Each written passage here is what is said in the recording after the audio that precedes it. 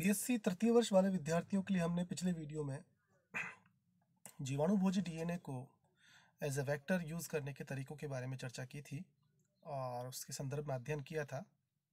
आज हम एक नए प्रकार के वाहक कॉस्मिड के बारे में चर्चा करेंगे। ये भी इच्छित जीन की प्रतिलिपिकरण करने में बहुत मददगार वेक्टर है, बहुत अच्छा वेक्टर माना जाता है। ये पुनर्योगज प्लाज्मिड होती है, एक तरह की ये रिकॉम्बिनेट प्लाज्मिड होती है, मतलब इसे बनाया जाता है एक तरह से। इसमें प्लाज्मिड यानी बैक्टीरिया का भाग होता है तथा जीवाणुभोजी दोनों का भाग होता है, यानी बैक्टीरियोफेज डीएनए और बैक्टीरियल डीएनए, उन दोनों का मिक्सचर होता है। दोनों के उपयोगी भाग सम्मिलित करके इसका निर्माण किया जाता है और ये 5000 से 7000 क्षार युग्म लंबे होते हैं, गोलाकार डीएनए होते हैं। इनका रेप्लिकेशन प्लाज्मिड के भांति होता है तथा इसमें एक विशिष्ट कोष स्थल पाया जाता है। ये स्थल वायरस का डीएनए अनुक्रम होता है, जहां दाता डीएनए संयुक्त हो सकता है, यानी हम दाता डीएनए का मतलब इच्छित जीन उसमें जुड़ सकता है। जब लैम्डा फेज डीएनए का एक खंड अपने कोष स्थल से किसी प्लाज्मिड से संयुक्त होता है तो एक कॉस्मिड का निर्माण होता है। कॉस्मिड काफी प्रभावी वेक्टर के रूप में गिने जाते हैं। अपेक्षाकृत लंबे प्रकार के जो इच्छित जीन है उनकी प्रतिलिपि करने में भी ये बहुत मददगार साबित होते हैं। इस प्रकार कॉस्मिड पुनर्योगज संकर संरचनाएं हैं। एक तरह से हम क्या कहेंगे, इनको संकर संरचनाएं कहा जाता है इनको। फिर आपको बता दूं कि कोष स्थल पर ही इच्छित डीएनए निवेशित किया जा सकता है और इससे भी काफ़ी बड़ी मात्रा में रेप्लिकेशन होता है और उससे हम जीन बैंक का निर्माण कर सकते हैं। अब कॉस्मिड और प्लाज्मिड के क्या क्या कैरेक्टर कॉमन है, देखिए। एक तो छोटा आकार वाली बात है, पुनरावर्ती प्रारंभिक स्थल यानी ओरिजिन ऑफ रेप्लिकेशन की इसमें उपस्थित होती है, प्लाज्मिड में भी होती है। प्रतिजैविक प्रतिरोधी चिन्हित स्थल प्लाज्मिड में भी पाए जाते हैं, कॉस्मिड में भी पाए जाते हैं। बाहरी डीएनए की प्रविष्टि हेतु विशिष्ट प्रतिबंध स्थल रेस्ट्रिक्शन साइट्स कॉस्मिड और प्लाज्मिड दोनों में पाए जाते हैं। अब कॉस्मिड फेज डीएनए के साथ में या लैम्डा फेज डीएनए के साथ में किस प्रकार से समानताएं दर्शाता है वो समझ लीजिए। दोनों में कोहेसिव एंड्स होते हैं, चिपचिपे सिरे, संलग्नी सिरों को अपन चिपचिपे सिरे भी कह सकते हैं, जिसमें आसानी से इच्छित जीन चिपक जाए या कि निवेशित हो जाए। वायरस प्रोटीन तथा इनके निर्माणकारी जीनों का अभाव होता है, जिससे कोशिकीय लयन या नए फेज कणों का निर्माण नहीं होता है। ये बहुत इंपॉर्टेंट है। अगर वायरस प्रोटीन अगर निर्माण करने वाले जीन होंगे तो हमारा सारी प्रक्रिया नुकसान में चली जाएगी। एक कॉस्मिड अणु में निम्नलिखित भाग प्रमुखता से होते हैं। कोष स्थल, ये स्थल फैज वायरस का डीएनए अनुक्रम होता है, जहां इच्छित जीन जहां पर जुड़ता है उसको कोष स्थल कहा जाता है। एक टर्मिनल बाइंडिंग होती है और एक इनमें क्लीवेज स्थल भी पाए जाते हैं। वही वाली बात है, चिपचिपे सिरे की उपस्थिति, कोहेसिव एंड्स वाली जो बात है। कॉस्मिड को पुनर्योगज डीएनए तकनीक द्वारा बनाया जाता है। जीन वाहक के लिए परपोषी जीवाणु कोशिका में इनका निवेशन जीवाणुभोजी के समान ही संक्रमण द्वारा होता है। परपोषी कोशिका में प्रवेश के पश्चात बहुगुण प्लाज्मिड की भांति होता है रेप्लिकेशन। इसको लैम्डा फेज वायरस के रिक्त कणों में समाविष्ट किया जा सकता है और इसके लैम्डा कणों में समावेशन के लिए 2 कोष स्थलों में लगभग 38 से 52 kb की दूरी अनिवार्य होती है।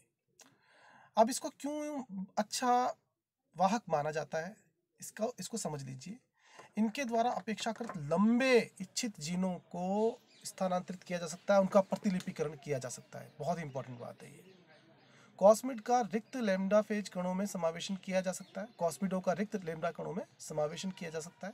इस प्रकार लैम्डा कणों के साथ विजातीय डीएनए का परपोषी कोशिका में सरलता से और दक्षता पूर्वक निवेश किया जा सकता है। यानी सबसे बड़ी बात, इच्छित जीन इजीली इनमें इंसर्ट हो जाता है, जुड़ जाता है इनसे। परपोषी कोशिकाओं में इनका बहुगुणन प्लाज्मिड के समान होता है, तो ये भी एक बहुत इंपॉर्टेंट बात है। बहुगुणन के कारण ही तो हम इच्छित जीन को इसमें निवेशित करते हैं ताकि रेप्लिकेशन हो सके। पुनर्योगज कॉस्मिड की चयन विधि संबंधित प्लाज्मिड के अनुरूप होती है और वैसे 2 किस्में कॉस्मिड की यूज़ की जाती हैं, जिसमें है PJB8 और PJC79। ये आपको ध्यान रखना है।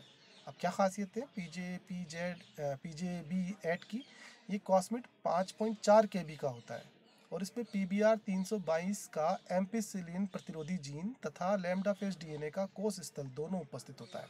ये ध्यान रखना है आपको, ये आ सकता है क्वेश्चन, कॉस्मिड PJB8 की क्या विशेषता है। इसी प्रकार कॉस्मिड PHC79 की क्या विशेषता है? ये प्रमुखतः बड़े DNA खंडों के क्लोनन के लिए, रेप्लिकेशन के लिए उपयुक्त होता है। इसका जो लंबाई होती है वो 6.5 kb होती है। ये भी PJB8 की भांति PBR322 के एम्पीसिलिन रेसिस्टेंट जीन और फेज DNA के कोष स्थल से मिलकर बना होता है। ये डायग्राम है, आप इसको जरूर ड्रॉ कीजिएगा एग्जाम में, ये काम आता है। इस प्रकार से हमने कॉस्मिड के बारे में पढ़ा, ये किस प्रकार से वाहक के रूप में काम करता है।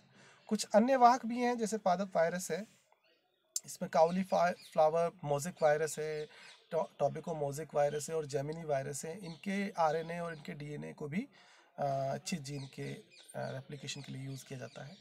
इसी प्रकार प्राणी वायरस यानी जो जंतुओं को संक्रमित करने वाली जो वायरसेस हैं, उनके भी न्यूक्लिक एसिड्स को, उनके भी DNA को एज ए वाहक, एज ए वेक्टर यूज़ किया जाता है। उनमें प्रमुख से हैं वैक्सीनिया विषाणु, बैकुलो विषाणु, रिट्रोवायरस और सीमियन विषाणु। इसी प्रकार ट्रांसपोजोन्स, आपने नाम सुना होगा, जंपिंग जीन भी इनको कहा जाता है, बारबरा मैक्लिंटोक ने इनकी खोज की थी। तो ट्रांसपोजोन्स को भी हम वाहक जीन के रूप में प्रयोग कर सकते हैं। एक सजीव में ट्रांसपोजन संरचना और आनुवांशिक में अतिरिक्त गुणसूत्रीय DNA खंड होते हैं, जो एक गुणसूत्र में एक स्थिति से दूसरी स्थिति में चेंज कर सकते हैं, गति कर सकते हैं, स्थानांतरित हो सकते हैं। इस प्रकार इन इकाइयों द्वारा जीन वहन का कार्य किया जा सकता है। फॉस्मिड को भी हम उपयोग करते हैं। फॉस्मिडों का निर्माण कृत्रिम रूप से लैम्डा फेज और जीवाणु के प्लाज्मिड को संयुक्त करके किया जाता है। अब आप ध्यान रखिएगा, फॉस्मिड और कॉस्मिड में डिफरेंस यही है कि लैम्डा फेज का कॉस स्थल उसमें होता है और इसमें लैम्डा फेज का पूरा एक DNA इस्तेमाल किया जाता है। इसमें लैम्डा फेज के जीनोम के प्रमुख स्थल उपस्थित होते हैं, जैसे DNA प्रतिकृति प्रारंभिक स्थल, लयन संबंधी जीन तथा कॉस स्थल। प्लाज्मिडों के मध्यवर्ती अवांछित भाग को पृथक्करण के स्थान पर वांछित प्लाज्मिडों की एक या कई प्रतियों का निवेश किया जा सकता है और इनको साइज इनका बड़ा कर लिया जा सकता है। इससे नवनिर्मित फॉस्मिड को लैम्डा फेज के रिक्त कण में संयोजित किया जा सकता है।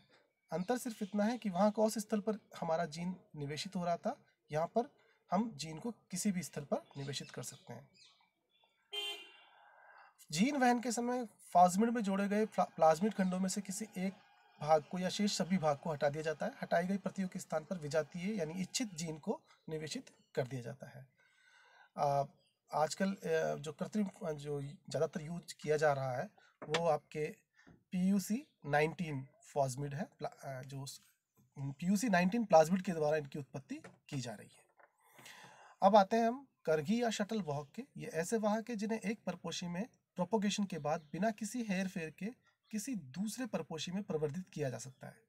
इस प्रकार इनमें परपोषी के लिए पृथक से प्रतिकृति उद्गम स्थल तथा इनकी प्रतिकृति के लिए वे आवश्यक जीन उपस्थित होते हैं जो परपोषी में उपलब्ध नहीं होते हैं। शटल वाहकों को पुनर्योगज DNA तकनीक से बनाया जाता है।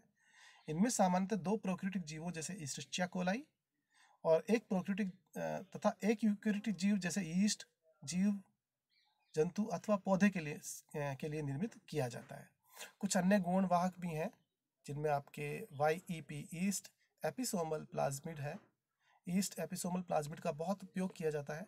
PJDB 219 है, 2UM प्लाज्मिड है, LUE2 जीन है, SV40 वाहक है। इनके बारे में सिर्फ आपको नाम याद रखने, इनके बारे में डिटेल आपको नहीं पढ़नी है। थोड़ा सा इस सारणी आप इसमें देख लीजिएगा किस प्रकार से इसमें बताया गया है कि प्राकृतिक स्रोत कौन कौन से हैं, और यह आप जरूर याद रख लीजिएगा। ये चिन्हक स्थल एक्चुअली में प्रतिरोधी स्थल है, जैसे एम्पिसिलिन रेसिस्टेंट है, टेट्रासाइक्लिन रेसिस्टेंट है, एम्पिसिलिन किसी में अलग अलग प्रकार के इनके प्रतिजैविक प्रतिरोधी स्थल पाए जाते हैं जो चिन्हित जीन के रूप में काम करते हैं।